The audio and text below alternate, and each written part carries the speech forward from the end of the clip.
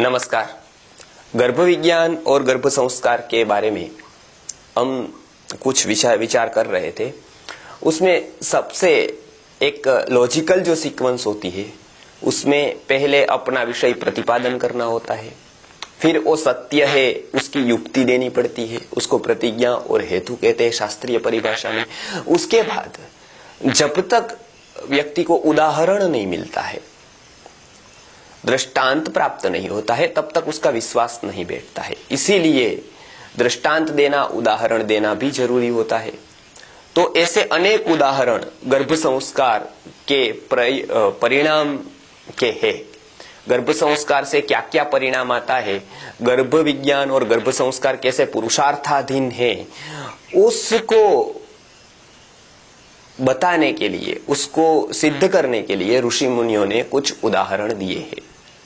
तो ऐसे कुछ उदाहरण की हम बात करते हैं जो घटनाएं घटित हो गई है। इतिहासकारों ने केवल आयुर्वेद के नहीं, अन्य इतिहासकारों ने भी उसका जिक्र किया है अपने अपने ग्रंथों में।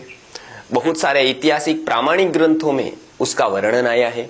तो इसका वर्णन इसलिए जरूरी होता है क्योंकि हमको ये प्रतीति हो सके उदाहरण से, दृष्टांत से, कि नहीं, ये जो गर्भ विज्ञान और गर्भ संस्कार है वो हमारे पुरुषार्थ की अधीन बात है, हम उसमें कुछ कर सकते हैं, हमारे पुरुषार्थ से ये सिद्धि प्राप्त कर सकते हैं। और इतना पुरुषार्थ है इसमें और सिद्धि बहुत बड़ी है। कोई ऐसी बातें होती है जो पुरुषार्थ बहुत ज्यादा होता है, फल बहुत कम होता है। कोई ऐसी बात होती है, ऐसी घटना होती है, ऐसा कंसेप्ट होता है कि पुरुषार्थ जितना होता है बराबर उतनी सिद्धि होती है।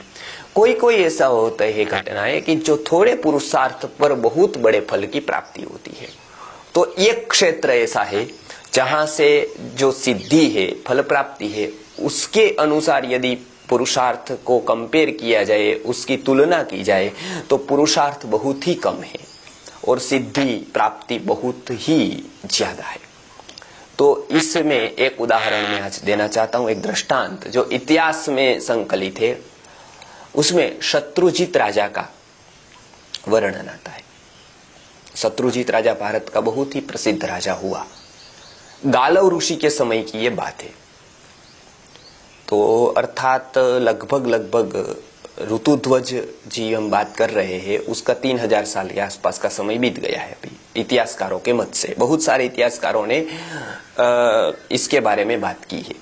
तो शत्रुजित राजा को जो एक पुत्र था उसका नाम ऋतुध्वज, उसने ये गर्भ संस्कार से कुछ प्रयोग करके गालव ऋषि के निर्देशन में इसकी प्राप्ति की थी। ये यहाँ की पूर्व भूमिका है। ऋतुध्वज तो पराक्रमी था, साथ साथ आध्यात्मिक संयमी भी था।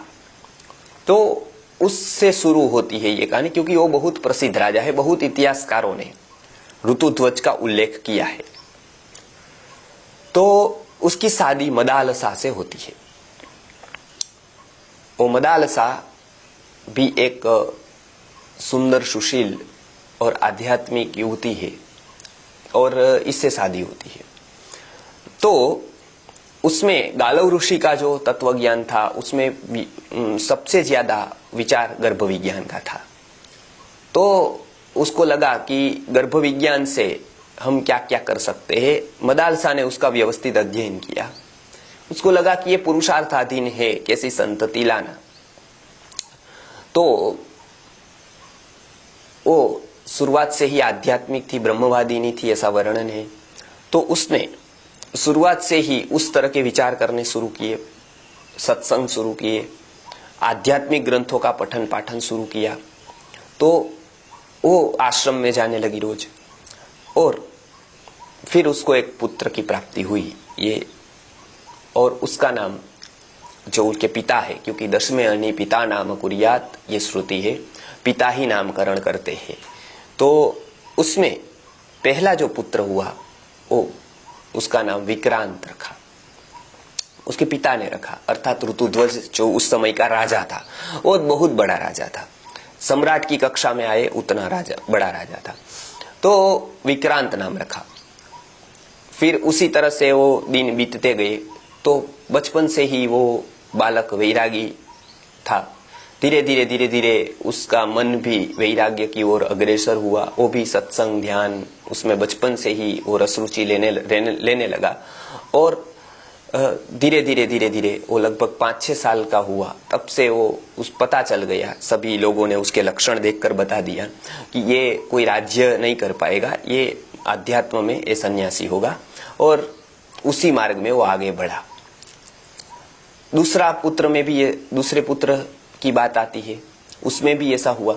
उसका नाम सुबाहु रखा गया। वो भी उसी तरह से परवरिश की गई। गर्भ के समय पर मनन चिंतन, क्योंकि वही अध्यात्म की एक धारा चल रही थी, सत्संग वगैरह का एक माहौल बन चुका था, तो वही संस्कार उसके दूसरे पुत्र में भी सुबाहु में गए। आगे जाकर तीसरा पुत्र हुआ। उसका नाम उन्होंने शत्रुमर्दन रखा। उसी धारा में, उसी वातावरण में, क्योंकि तभी भारत में युद्ध की स्थिति नहीं थी, बहुत ही अच्छी तरह से प्रजापालन हो रहा था, इसलिए जहां जहां पर भी ऐसी स्थिति होती है वहां वहां अध्यात्म के फूल खिलने बहुत आसान होते हैं।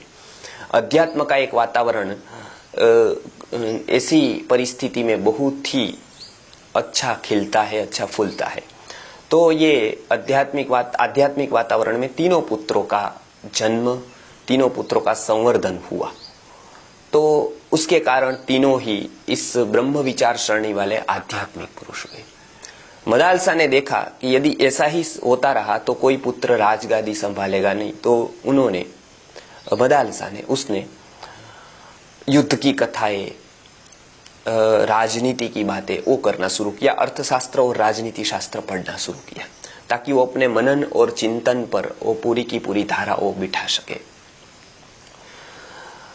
अब उसकी गर्भावस्था फिर से हुई, गर्भधारण हुआ, और जो चौथा पुत्र हुआ तो उसको पता था कि मैंने ऐसा गर्भावस्था में चिंतन मनन किया है, जैसे भाव मिश्र जी भाव प्रकाश नामक संहिता में बताते हैं कि किस तरह का चिंतन करे तो किस तरह की संतति होगी। तो उस तरह से उन्होंने चिंतन मनन किया। तो उसका जो चौथा पुत्र हुआ उसका नाम उन्होंने अलर्क रखा। ऐसे अलर्क अर्थात पागल कुत्ता का विष या पागल कुत्ता होता है, लेकिन इस अर्थ में कि वो राज्य के पीछे शुरुआत में भागे और उसके बाद एक समय आता है तो वो अलर्क अर्थात एक प्रकार का विष निकल जाता है, तब वो कुत्ता शांत हो जाता है, उसी तरह से वो शांत बन जाए, इसलिए उन्होंने अलर्क नाम रखा। तो ये अलर्क नाम से वो बहुत प्रख्यात हुआ। उन्होंने अच्छी तरह से राज्य शासन की व्यवस्था संभाली ऋतुध्वज के बाद, ये इतिहास में है। तो ये ऐतिहासिक घटना से ये सिद्ध हुआ कि कैसी संतति बनाना वो मनुष्य के पुरुषार्थ के अधीन बात है, वो दैवाधीन बात नहीं है, वो पुरुषार्थधीन बात है। इसलिए 3 ब्रह्मवादी जो पुरुष, उनके भाई और चौथा अलर्क था, वो विश्व प्रसिद्ध राजा के रूप में जाना गया। तो ये थी गर्भ संस्कार और गर्भ विज्ञान के ऐतिहासिक दृष्टांत, काल्पनिक नहीं है, ये इतिहास में ग्रथित दृष्टांत है। ऐसे ही कुछ दृष्टांत अनेक ग्रंथों में, उपनिषदों में मिलते हैं, उसकी बात हम लेंगे गर्भ संस्कार के विषय में। नमस्कार, जय धन्वंतरी।